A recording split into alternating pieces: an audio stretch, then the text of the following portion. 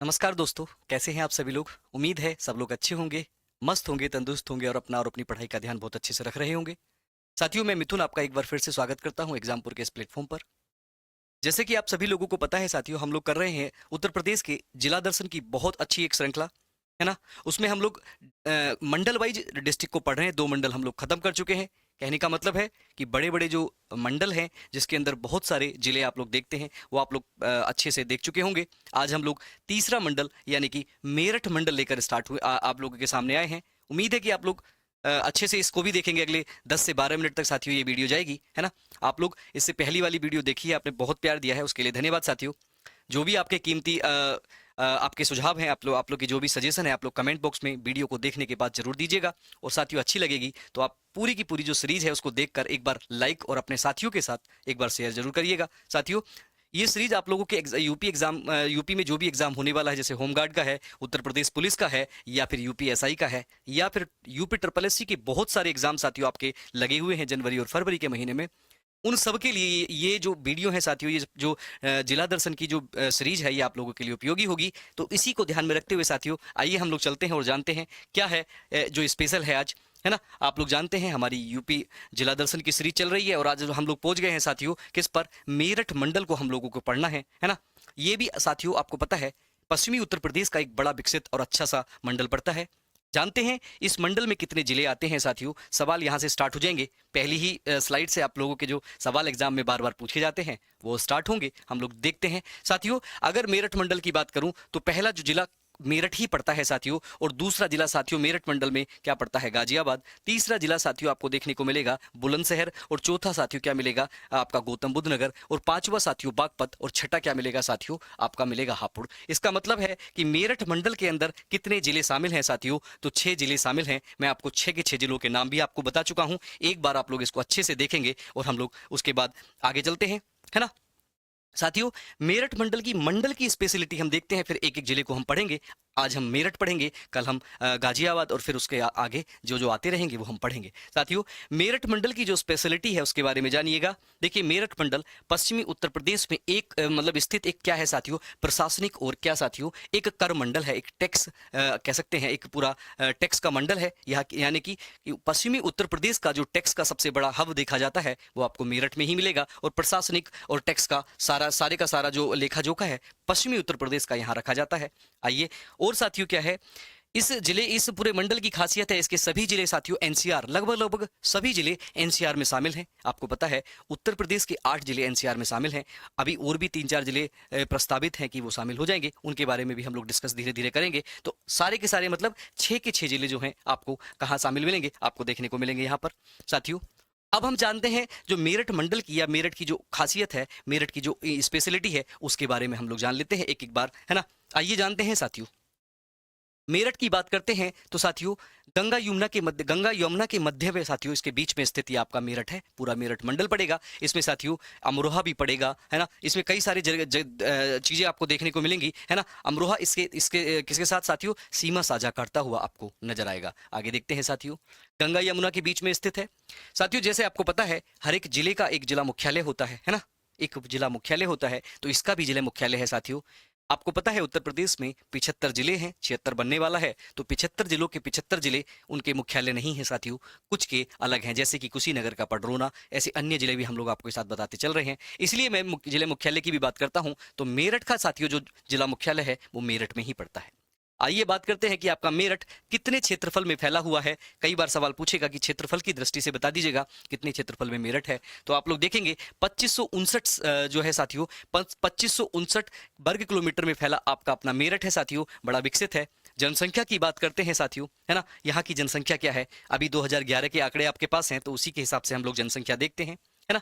बात करते हैं कितनी है, 34,43,689 जो है आपकी जनसंख्या मेरठ की देखने को मिलती है। वर्तमान में तो लगभग लगभग 34 की जगह ये 50 लाख से ऊपर पहुंच गई होगी, ये भी बात है साथियों, है ना। आगे देखते हैं साथियों, अगर हम बात करें साथियों कि वहां का जनघनत्व कितना है, कहां का साथियों, मेरठ का जनघनत्व कितना है। जनघनत्व मतलब कि 1 वर्ग किलोमीटर में कितने व्यक्ति निवास करते हैं, तो साथियों आपको देखने को मिलेगा 1346। सवाल यहाँ से भी बन सकता है कि मेरठ का जनघनत्व उत्तर प्रदेश के जनघनत्व से अधिक है या कम है, स्टेटमेंट में बन के सवाल पूछेगा। तो याद रखेंगे साथियों, क्या है, अधिक है साथियों, क्योंकि आपको पता है उत्तर प्रदेश की जो पॉपुलेशन डेंसिटी है या जनसंख्या घनत्व है साथियों वो 829 है, जबकि अगर भारत की बात करते हैं तो 382 आपको देखने को मिलेगा। तो सवाल आपसे स्टेटमेंट बना के पूछेगा तो आप लोग ध्यान रखेंगे, हर चीज के से आप लोग क्या करेंगे, कंपेयर करके चलते चलेंगे। साथियों आगे चलते हैं और देखते हैं, है ना, क्या देखते हैं जो आपका मेरठ है उसकी साक्षरता क्या है साथियों, उसकी लिटरेसी रेट क्या है, कितना लोग वहां के साक्षर हैं, है ना। आप देखिएगा तो अगर ओवरऑल साक्षरता की बात करूं तो मेरठ साथियों 72.8% ऐसे लोग हैं जो मेरठ के पुरुष और महिलाएं दोनों मिलाकर एवरेज या औसत की बात करूं जो साक्षर हैं। हाँ साथियों, उसमें पुरुष 80% से 80.7% और महिला 64% साक्षर हैं। साथियों आइए जानते हैं कि उत्तर प्रदेश के सापेक्ष में ये क्या है। देखिए उत्तर प्रदेश की बात करते हैं तो उत्तर प्रदेश, पूरे उत्तर प्रदेश की बात करें 75 के 75 जिलों को जब हम औसतन देखते हैं तो उसकी साक्षरता साथियों 67.72 पड़ती है, यानी कि 67.72, जो कि साथियों आप देखेंगे तो गाजियाबाद की 72.8 कंपेयर करते हैं तो पूरे उत्तर प्रदेश की औसतन साक्षरता से आपकी गाजियाबाद की मेरठ की ज्यादा है। साथियों आगे चलते हैं, महिलाओं पुरुष और महिलाओं की बात करते हैं। उत्तर प्रदेश में अगर पुरुष की बात करें 73.3% ऐसे पुरुष हैं साथियों उत्तर प्रदेश में पूरे एवरेज, जो क्या है साथियों पढ़े लिखे हैं, लेकिन मेरठ में 80%, इसका मतलब ये भी ज्यादा है। और महिला की बात करें तो 57.2% महिलाएं उत्तर प्रदेश की क्या है साथियों साक्षर हैं, जबकि अगर मेरठ की बात करें तो 64.0% यानी कि 64% जो है महिलाएं साक्षर हैं। तो साथियों आप लोग सोच रहे होंगे कि सवाल कैसे बनेगा। सवाल बनेगा, आपसे पूछेगा कि क्या आपसे क्या पूछेगा, सवाल पूछ सकता है कि मेरठ की साक्षरता, मेरठ की महिला साक्षरता उत्तर प्रदेश की ओवरऑल साक्षरता से अधिक है या कम है, दोनों स्टेटमेंट बना के पूछेगा। तो कंपेयर करके आप लोग याद रखेंगे। चलिए साथियों अब बात करते हैं उसकी, साथियों जिसके लिए आप लोग पढ़ाई कर रहे होंगे, है ना, उसकी बात करते हैं। वो है साथियों लिंग अनुपात या सेक्स रेशियो। साथियों मतलब कितने महिलाओं पर कितने पुरुष या कितने पुरुष पर कितनी महिलाएं हैं, है ना। आप लोग देखेंगे महिलाओं और पुरुष की बात करते हैं तो साथियों अगर लिंगानुपात की बात करें मेरठ की तो मेरठ में 886 ऐसे महिलाएं हैं जो 1000 पुरुषों के लिए तैयार हैं। 1000 पुरुषों को मिल पाएंगी साथियों, बाकी के साथी कहाँ जाएंगे ये तो आप लोग मेहनत के ऊपर डिपेंड करेगा आपकी कहाँ जाएंगे, है ना। देखिए अगर हम यूपी की बात करें, पूरे यूपी के एवरेज की बात करें साथियों, तो यूपी का अगर लिंगानुपात की बात करें औसतन तो आपको देखने को कितना मिलेगा साथियों, मिलेगा 912। जबकि अगर हम बात करें यूपी में ही 0 से लेकर 6 साल तक के बच्चों का अगर लिंग अनुपात की बात करें तो वो 902 देखने को मिलेगा साथियों, है ना। और पूरे भारत की बात करें साथियों तो 943। कहने का मतलब कि लिंग अनुपात के मामले में आपका मेरठ बहुत ही नीचे है साथियों, ना तो वो उत्तर प्रदेश के कंपैरिजन में अच्छा है, ना ही वो पूरे भारत के कंपैरिजन में अच्छा है ना। कहने का मतलब है यहाँ पे काम करने की जरूरत है ना, है ना। चलिए साथियों, है ना दोस्तों, देखिए अब बात करते हैं, जैसे कि हर एक जिला किसी ना किसी चीज के लिए स्पेशल होता है। आपको पता है 2018 में एक आपके लिए साथियों क्या वन डिस्ट्रिक्ट वन प्रोडक्ट यानी कि एक जिला एक उत्पाद की जो योजना थी वो लेकर आई गई थी, जिससे साथियों उत्तर प्रदेश के प्रत्येक जिले की अपनी पहचान एक प्रदेश में ही नहीं भारत में, बल्कि भारत में ही नहीं विश्व स्तर पर भी उसकी पहचान को बढ़ाया जा सके। इसको ध्यान में रखते हुए उत्तर प्रदेश से 2018 में वन डिस्ट्रिक्ट वन प्रोडक्ट लाया गया था साथियों। इसमें अगर देखा जाए मेरठ तो साथियों आप लोग जानते हैं मेरठ खेल के सामानों के लिए, यानी कि आपको कह सकते हैं खेल के उद्योग या खेल के जो सामान हैं आपको मेरठ में बहुत ज्यादा मिलेंगे। तो साथियों ये पूरा ओवरव्यू आपका काय का हुआ मेरठ का। चलते हैं साथियों मेरठ के थोड़ा आगे और देखते हैं कि मेरठ से कौन कौन से जिले और कौन कौन से डिस्ट्रिक्ट्स आपस में सीमा साझा करते हैं। ये भी बड़ा इंपॉर्टेंट सवाल है साथियों। हम लोग बात करते हैं पहले नंबर पर, अगर हम उत्तर की तरफ जाएंगे, अगर हम पूरा उत्तर की तरफ देखने की कोशिश करेंगे तो मेरठ से मुजफ्फरनगर लगता है। अगर साथियों हम लोग देखेंगे पूरब दक्षिण की तरफ यानी दक्षिण पूरब की तरफ हम देखेंगे तो आपको अमरोहा देखने को मिलेगा। दूसरे नंबर पर साथियों क्या है, अमरोहा देखने को मिलेगा। अगर थोड़ा सा और टिल्ट होकर आएंगे तो साथियों क्या मिलेगा देखने को, यानी कि दक्षिण की तरफ और टिल्ट होंगे तो तीसरा हापुड़ मिलेगा। अगर हम लोग यहीं दक्षिण पश्चिम की तरफ जाते हैं तो चौथे नंबर पर आपको गाजियाबाद मिलेगा। और अगर हम पूरी की तरफ पूरी की पूरी पश्चिम की तरफ जाते हैं तो 5वें नंबर पर बागपत मिलेगा। कहने का मतलब है मेरठ अपनी जो सीमाएं हैं वो 5 जिलों से साझा करता है। सवाल पूछेगा 6 जिले 7 जिले 8 जिले, है ना, सवाल अंदर बढ़ के पूछेगा तो आप लोग याद रखेंगे। आगे देखते हैं साथियों कुछ ऐसे तथ्य साथियों जो मेरठ को स्पेशल बनाते हैं, उनके बारे में भी हम लोग आज जानकारी ले लेते हैं। कहां से चलते हैं साथियों यहां से चलते हैं जैन धर्म के मामले में, देखते हैं कि उत्तर प्रदेश में जो मेरठ जिला है जैन धर्म का क्या वहां से रिलेशन है। ये देखिए साथियों, इतिहास से चलेंगे और हम लोग हर चीज को एक्सपेक्ट करेंगे। देखिए साथियों, 16वें, 17वें और 18वें जो जैन तीर्थंकर थे, उनका जन्म और दीक्षा साथियों आपको देखने को मिलेगी मेरठ में। मैंने सबके नाम लिखे हैं, चाहे वो शांतिनाथ हो, चाहे वो कुंथुनाथ हो, चाहे वो अहरनाथ हो, ये सारे के सारे साथियों 16, 17 और 18 जो तीर्थंकर थे, किसके साथियों? आपको पता है 24 तीर्थंकर हुए हैं जैन धर्म में, है ना। 24वें महावीर स्वामी हुए हैं, पहले ऋषभ देव हुए हैं। तो उनमें से 16, 17 और 18 मैंने सबके नाम लिखे हैं और बता दिया है कि साथियों जैन धर्म से भी रिलेटेड आपका मेरठ है। आइए आगे देखते हैं साथियों, सबसे इंपॉर्टेंट क्या बनाता है मेरठ को? सिंधु घाटी सभ्यता यानी कि इंडस वैली सिविलाइजेशन, यानी कि सबसे पुरानी अगर सभ्यता की बात करें तो सिंधु घाटी सभ्यता का सबसे पूर्वी नगर, अगर सबसे पूर्वी स्थल की बात करें, हाँ वही जिसका नाम साथियों है आलमगीर नगर, है ना। हाँ साथियों, वही जो आलमगीर आपको देखने को मिलेगा हिंडन नदी के किनारे। काय के साथियों? हिंडन नदी के किनारे मिलेगा, वो आपका मेरठ में ही देखने को मिलता है। तो सिंधु घाटी सभ्यता का स्थल जो कि सबसे पूर्वी स्थल है, जिसका नाम साथियों आलमगीर नगर है, वो देखेंगे आलमगीरपुर है, वो आपको देखने को मिलेगा। दूसरी साथियों उसको स्पेशलिटी क्या देती है? भारत का खेल नगर कहा जाता है साथियों। क्यों कहा जाता है? क्योंकि पूरे भारत में सबसे ज्यादा खेल के उत्पाद, खेल के जो सामान है साथियों, वो आपको मेरठ में बनते हुए मिलेंगे, इसलिए भारत का खेल नगर भी इसको कहा जाता है, याद रखिएगा। और साथियों अब हम थोड़ा और आगे चलते हैं और देखते हैं कौरवों और पांडवों की राजधानी, है ना। हम लोग देखते हैं कौरव और पांडव, यानी कि महाभारत काल में हम लोग जाते हैं तो देखते हैं कौरवों और पांडवों की जो राजधानी है साथियों, वो भी आपको हस्तिनापुर में ही देखने को मिलेगी। ये हस्तिनापुर आपका मेरठ मंडल में ही देखने को साथियों मिलता है। आगे चलते हैं साथियों, ये वही मेरठ है जहां से 10 मई 1857 को साथियों क्रांति की क्या कहते हैं शुरुआत होती है। क्रांति की शुरुआत होती है, इसी को बोलते हैं साथियों क्रांति नगरी के नाम से भी जाना जाता है।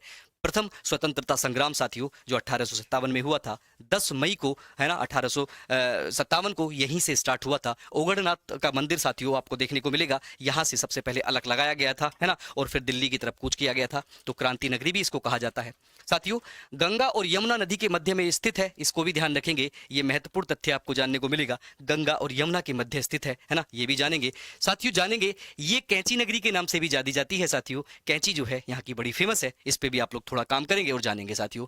देखिए अगर मेरठ की बात करें तो मेरठ जो जगह है साथियों, वो कुरु, जो कुरु महाजनपद है, आपको पता है हमारे इतिहास में 16 महाजनपदों का जिक्र किया गया है, जिसका पता हम लोगों को अंगुत्तर निकाय से चलता है। जो अंगुत्तर निकाय से 16 महाजनपदों की जानकारी मिलती है, उन 16 महाजनपदों में से 8 तो आपके उत्तर प्रदेश में ही रहते हैं, बसते हैं साथियों। और उन 8 में से भी साथियों कुरु जो है महाजनपद, वो किसका भाग है साथियों? आपके मेरठ का भाग है साथियों। ये पूरा ओवरव्यू है आप लोगों के लिए, ताकि आपसे एक भी सवाल भविष्य में ना बच पाए। चलते हैं आगे। देखिए इस जर्नी को बड़ा इंपॉर्टेंट बनाना है ना, इस जर्नी को बड़ा इंपॉर्टेंट बनाना है और सारे स्थलों को अच्छे से याद करके जाना है साथियों। देखते हैं कुछ पर्यटन स्थल जो आपके मेरठ में पड़ते हैं। जैसे साथियों शहीद पार्क आपको देखने को मिलेगा, क्या गाधरी तालाब मिलेगा, गोपेश्वर का मंदिर मिलेगा, अष्टपाद तीर्थ मिलेगा। हस्तिनापुर में साथियों अष्टपाद तीर्थ देखने को मिलता है। कहां साथियों? हस्तिनापुर में, हस्तिनापुर में देखने को मिलता है साथियों। तो आप लोग याद रखेंगे। सुमेरु पर्वत आपको देखने को इसी मंडल में मिलेगा। जम्बूद्वीप भी देखने को मिलेगा। स्वतंत्रता संग्राम म्यूजियम साथियों आपको देखने को मिलेगा, निर्माणाधीन हो सकता है ना। स्वतंत्रता संग्राम म्यूजियम साथियों आपको देखने को मिल जाएगा। क्या साथियों? स्वतंत्रता संग्राम म्यूजियम आपको देखने को मिलेगा, बहुत अच्छे से देखेंगे। उसके बाद साथियों आप देखेंगे पंडेश्वर मंदिर, उसके बाद क्या दानवीर कर्ण मंदिर साथियों आपको यहीं पर देखने मिलेगा। साथियों बेगम समरू, जो बेगम समरू द्वारा निर्मित एक साथियों चर्च है ना, जिस चर्च का नाम साथियों क्या है? सरदना में देखने को मिलता है, बड़ा फेमस है। बेगम समेरू द्वारा बना हुआ ये चर्च भी आपको मेरठ ही मंडल में देखने को मिलेगा साथियों। शहीद पीर का मकबरा भी आपको यहाँ देखने को मिलेगा। ऐसा ही नहीं है कि ये केवल हिंदू, लेकिन हिंदू और मुस्लिम के लिए साथियों दोनों के लिए जाना जाता है ना साथियों। आबुलेन एक बाजार यहाँ पर देखने को मिलेगा। लाल कुर्ती बाजान यहाँ पर देखने को मिलेगा, है ना। ये आप साथियों नई सड़क आपको देखने को मिलेगी, है ना। बेगम पुल आपको देखने को मिलेगा।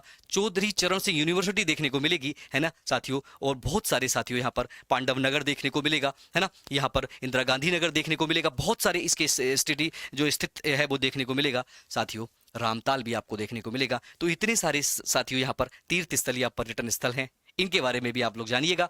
अगर मुझसे एक दो छूटेगा तो साथियों आप लोग उस पर सहयोग करिएगा और आप लोग कमेंट बॉक्स में साथियों उसका नाम जरूर बताइएगा। मैं आपसे बता रहा हूँ क्योंकि मैं साइड में जाके बोलता हूं ताकि आप लोग इसका स्क्रीनशॉट लेके रख सको। भविष्य में जब 75 जिले आपके कंप्लीट हो जाएंगे साथियों, ये आपके बड़े भाई, अपने टीचर मान लीजिए, बड़ा भाई मान लीजिए, या फिर आप मेंटर मान लीजिए, इनका वादा है कि 75 डिस्ट्रिक्ट का जब आप स्क्रीनशॉट लेके अपने आप एक छोटी सी कॉपी में इनको लिख के रख देंगे तो साथियों आपको किसी किताब पे भागने की जरूरत नहीं पड़ेगी, आपको किसी एक्स्ट्रा सोर्स की जरूरत नहीं पड़ेगी। मैक्सिमम टाइम पे साथियों आप लोग ये इसको देख कर कंप्लीट कर सकते हैं।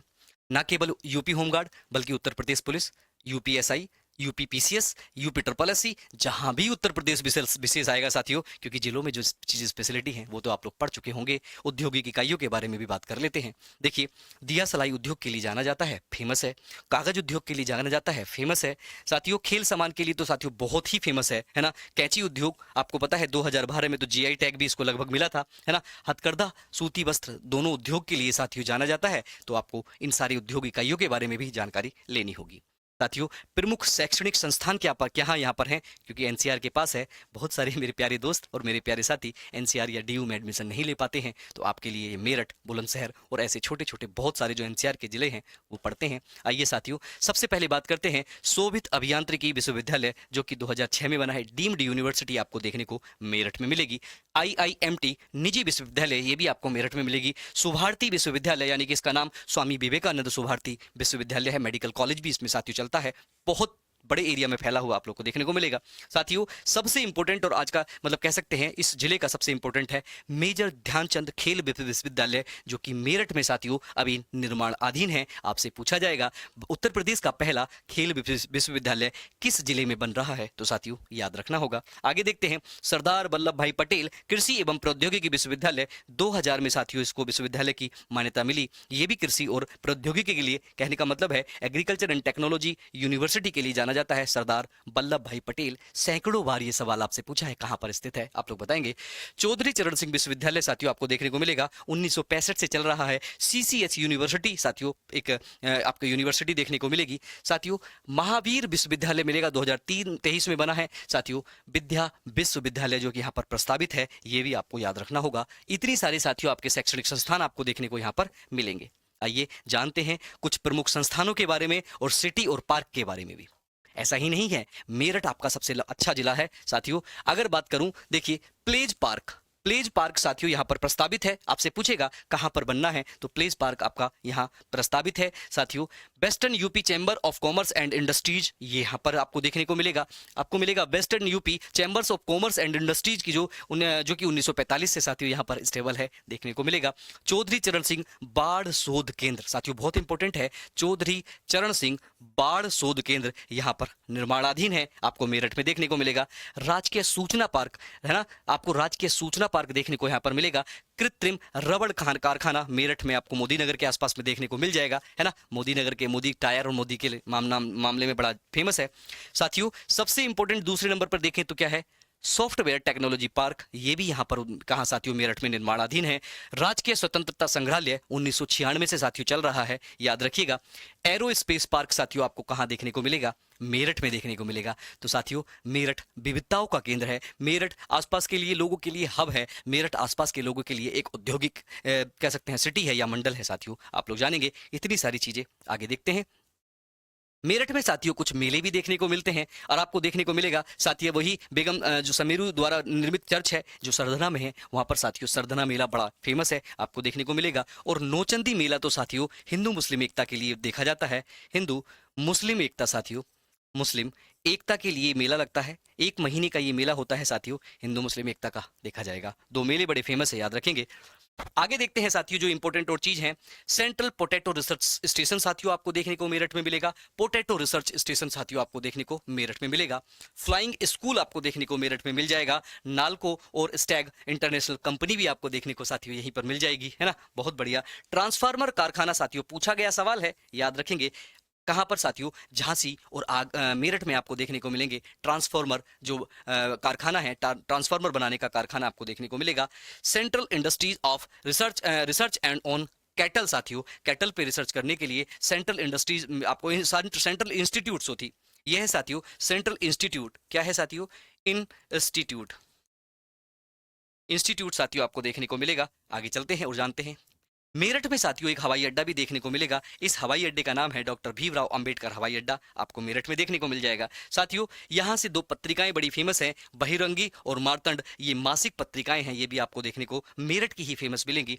और साथियों अंततः हम लोग जानते हैं मुख्यमंत्री हरित सड़क अवसंरचना जो विकास योजना के अंतर्गत साथियों लगभग 40 करोड़ रुपए देने के बाद साथियों प्रदेश की पहली एकीकृत ग्रीन सिटी साथियों पहली काय की साथियों प्रदेश की पहली एकीकृत ग्रीन सिटी रोड मेरठ में निर्मित की जा रही है। साथियों ये भी करंट का सवाल हो सकता है कि पहली प्रदेश की एकीकृत ग्रीन सिटी रोड कहां पर निर्मित की जा रही है? मेरठ में की जा रही है और 2026 तक इसका काम पूरा होने की संभावना है। चलिए साथियों अब हम बात करते हैं साथियों, अगर आपको ऐसे ही बहुत सारी चीजें डिटेल में पढ़नी है और अच्छे से आपको आगे जाना है तो साथियों आप लोग अंतिम प्रयास बैच से जुड़ने का आपके पास मौका है। जब भी आप इस वीडियो को देख रहे होंगे हो सकता है साथियों आपको लगे कि आपका पैसा खर्च होगा या कुछ आपका बहुत ज्यादा चला जाएगा। साथियों विवेक सर के संरक्षण में इतनी अच्छी टीम के द्वारा आपको मात्र 99 रुपए में साथियों मात्र 99 रुपए में पूरा बैच दिया जा रहा है। 6-7 घंटे टीचर आपको खड़े होकर पढ़ाएगा, आपको नोट्स देगा, आपको क्यूज कराएगा, मतलब आपको क्विज कराएगा, आपको प्रैक्टिस कराएगा। और साथियों आपको एप्लीकेशन के ऊपर ही देखने को क्या मिलेगा साथियों, एक फ्लोचार्ट मिलेगा जिसमें सारे नोट्स फ्लोचार्ट में आपको देखने को मिल जाएंगे। यूपी होमगार्ड की परीक्षा को तैयारी ध्यान में रखते हुए ये पूरा सिस्टम आपके लिए सेट है। साथियों मात्र 99 रुपए बहुत बड़ी आपको देखने को मिलेगा चीज नहीं है। कंप्लीट थ्योरी बैच है, 600 घंटे की क्लासेस हैं, सारी चीजें साथियों आपको देखने को मिलेंगी। और इसका अंतिम जो ऑफर है साथियों 7 दिसंबर है, इसको जल्दी से स्टार्ट कर लें साथियों, है ना। बहुत अच्छे से अब लोग इसको क्या करेंगे साथियों, 1 दिसंबर से इसकी क्लासेस भी स्टार्ट हो गई हैं, तो 3-4 क्लासेस आप रिकॉर्डेड देख सकते हैं, कंटिन्यू करेंगे अच्छे से आप लोग पढ़ सकते हैं। और साथियों अगर और अच्छे से चाहते हैं कि हाँ इस बार हमको यूपी पुलिस और होमगार्ड दोनों चाहिए तो साथियों एक और इंपॉर्टेंट चीज है, अगर आप लोग वो कोर्स ले लेते हैं और घर पे बैठ के हमारे नोट्स और साथियों साथ में आपका बन होता होगा कि कुछ किताब भी पढ़ें, नहीं तो आपको फीलिंग नहीं आएगी। तो उस फीलिंग के लिए साथियों कंप्लीट होमगार्ड के सिलेबस को ध्यान में रखते हुए, अपडेटेड साथियों ध्यान में रखते हुए यूपी होमगार्ड के लिए साथियों एक पुस्तक निकाली गई, एक बुक निकाली गई है जिसकी कीमत मात्र 199 रुपए है। साथियों आप हमारी एग्जाम पर ऑफिशियल जो आपकी एप्लीकेशन है उसको डाउनलोड कर लीजिएगा, वहां से ऑर्डर कर दीजिएगा, या साथियों आपकी मनपसंद जो साइट है जिसको हम बोलते हैं साथियों फ्लिपकार्ट, अगर आप फ्लिपकार्ट से भी अगर क्या करते हैं इसको ऑर्डर करते हैं तब भी साथियों 199 रुपए की आपको पड़ेगी। और साथियों इसमें आपको थ्योरी, इसमें आपको प्रैक्टिस सेट दोनों मिल जाएंगे। और साथियों आपको साथ में मात्र 300 रुपए में आपका सारा का सारा यूपी होमगार्ड का सिस्टम खत्म हो जाएगा। बुक ये साथियों अगर आप आज ऑर्डर करेंगे, अभी ऑर्डर करेंगे जब वीडियो देख रहे हैं, तो लगभग 4 से 5 दिन तक आपके बीच पास पहुंच जाएगी, है ना। अच्छे से आप लोग इसको कैश ऑन डिलीवरी भी साथियों इस पे उपलब्ध है, आप चाहें तो कैश ऑन डिलीवरी भी कर सकते हैं, है ना। कई बार होता है कि हमारे पास पैसे नहीं है हमारे फोन में, हम लोग अपने पापा चाचा ताऊ से लेके देंगे, तो वो भी आप लोग कर सकते हैं। तो साथियों अंत मैं आपको करता हूं नमस्कार, है ना। कैसा लगा ये वीडियो? अगर अच्छा लगा हो तो वास्तव में एक बार दिल पे हाथ रख के मेरी मेहनत को एक बार आप लोग अपने सारे साथियों को, अपने सारे जो भी आपके ग्रुप हैं उन सारे ग्रुप में आप एक बार ट्रांसफर कर दीजिएगा, जरूर शेयर करिएगा ताकि साथियों मैं भी सारे लोगों के बीच में पहुंच पाऊं। और साथियों ऐसे अगर आप सोचो, ये मत सोचना कि इसको आप लोग अगर शेयर करोगे तो आपका कंपटीशन कम हो जाएगा, कंपटीशन आपका बढ़ेगा नहीं साथियों, कंपटीशन में आप लोग और फाइन हो जाओगे। बाकी कंपेरिजन में आपका दिमाग सोचने और समझने की शक्ति को बढ़ा लेगा, इतनी चीज तो आपको आएगी और जो आपको आती है वो तो एक्स्ट्रा है। इसी के साथ साथियों वाणी को विराम देता हूं। धन्यवाद साथियों। अगर कोई भी बीच में मिस्टेक हुई हो या कोई भी दिक्कत हुई हो आप लोग कमेंट बॉक्स में जरूर करिएगा, जरूर बताइएगा अपने सुझाव। मैं अगली जो क्लास होगी उसमें उसको करेक्ट करके आप लोगों के सामने लेकर आऊंगा। मैं मिथुन एक बार विदा चाहता हूं। धन्यवाद। बड़ों को नमस्ते, छोटों को प्यार, छोटी सी जिंदगी एंजॉय करो यार। थैंक यू साथियों, धन्यवाद।